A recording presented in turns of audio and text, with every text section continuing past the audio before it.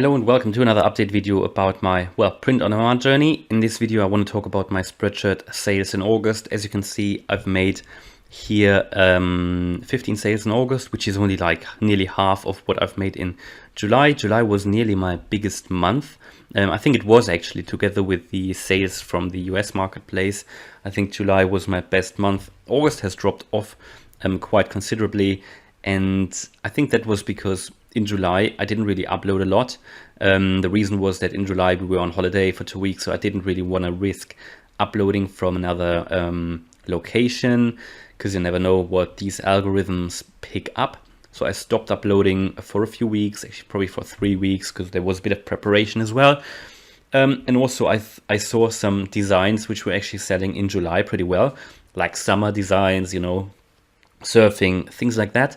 They stopped selling in August for some reason. I mean, maybe people just prepared for the summer sort of still in June, July, and then that dropped off in August. But you can see over the history here, you always have a weak month.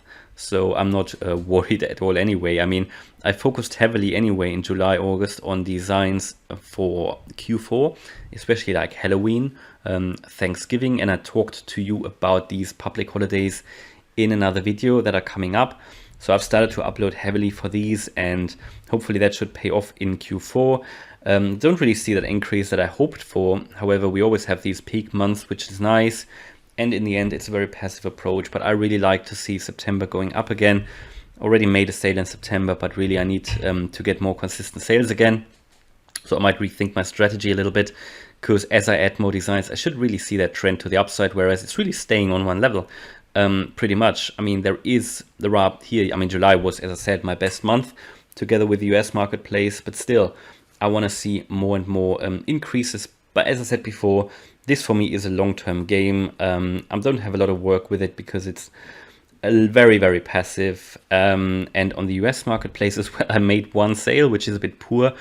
So, however, on the US marketplace, as you can see, I have around 3,000 designs online, but it's just not selling well on the US marketplace at all. We can see that if we compare it to the previous months, there's always the odd sale here and there.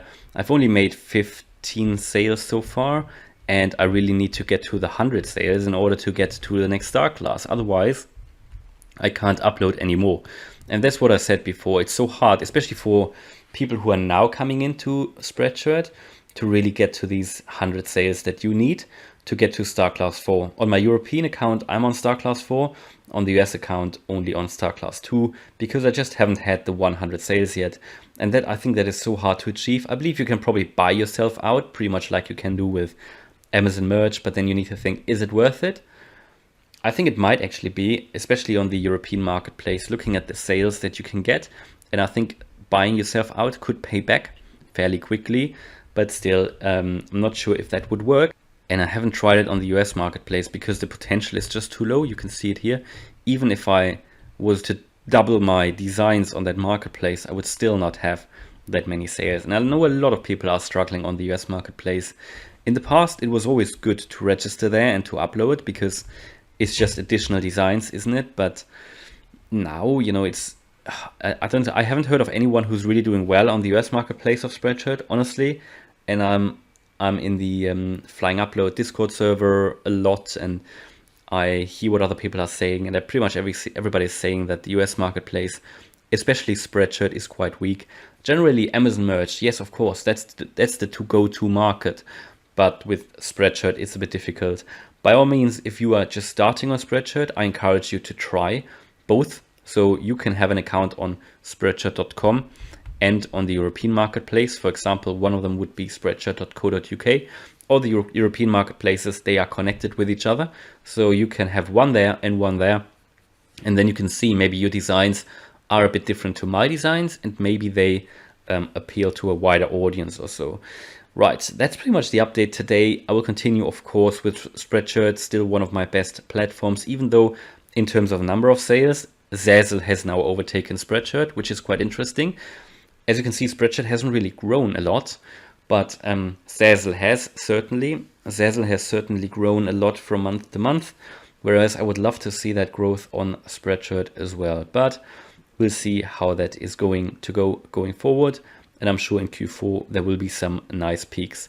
All right, hopefully you liked that update. If you did, please smash the like button. And if you want to follow me on my print on demand journey, please subscribe. Thanks a lot for watching and see you in the next video. Bye.